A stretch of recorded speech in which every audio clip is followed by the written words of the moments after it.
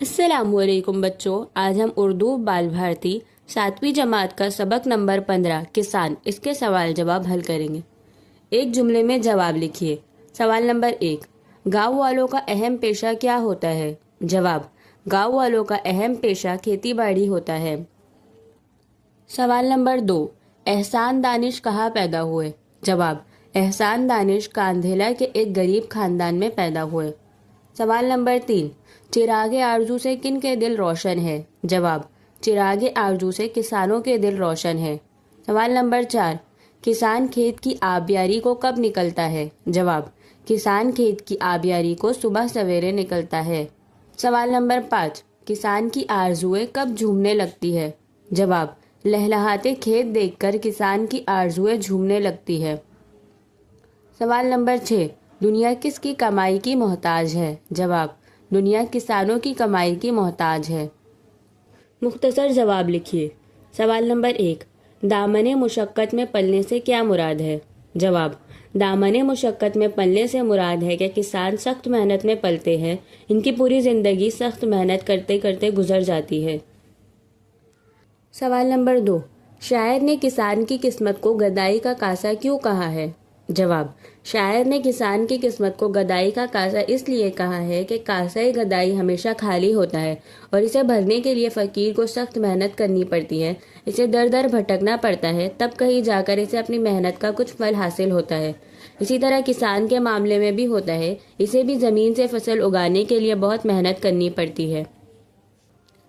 सवाल नंबर 3, किसान के दम और बाजू से क्या हासिल होता है? जवाब, किसान के दम से नौजवानों की तालीम जारी है और किसान के बाजू की ताकत से गुलिस्तानों में बहार है। दर झेल शेर का मतलब बयान कीजिए। अभी फाके से घबराए हुओं में पारस आई है, अभी डूबे हुओं के दम से जिंदा ना खुदाई है।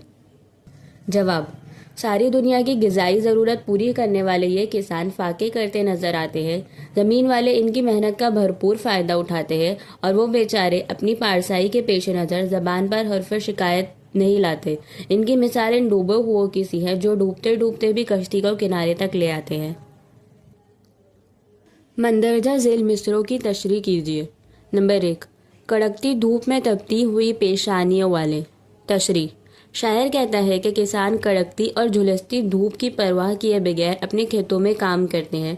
सूरज की तेज धूप से इनकी पेशानियां तप जाती हैं, मगर वो अपने काम में लगे रहते हैं। नंबर 2, जहां मोहताज है इनके पसीने की कमाई का। तशरीह, किसान बड़ी मेहनत से अपना खून पसीना एक करके ज़मीन की कोख से अनाज उगाते हैं और पूरी दुनिया इनके उगाए हुए अनाज का फ़ायदा उठाती है। सारी दुनिया इनके पसीने की कमाई की मोहताज है। मुफस्सल जवाब लिखिए। इस नज़म में किसान के किन औसाफ को बयान किया गया है? जवाब, किसान को अपने काम की धुन होती है, अपने काम को अंजाम देने के लिए वो अपने आराम और चैन की परवाह नहीं करता।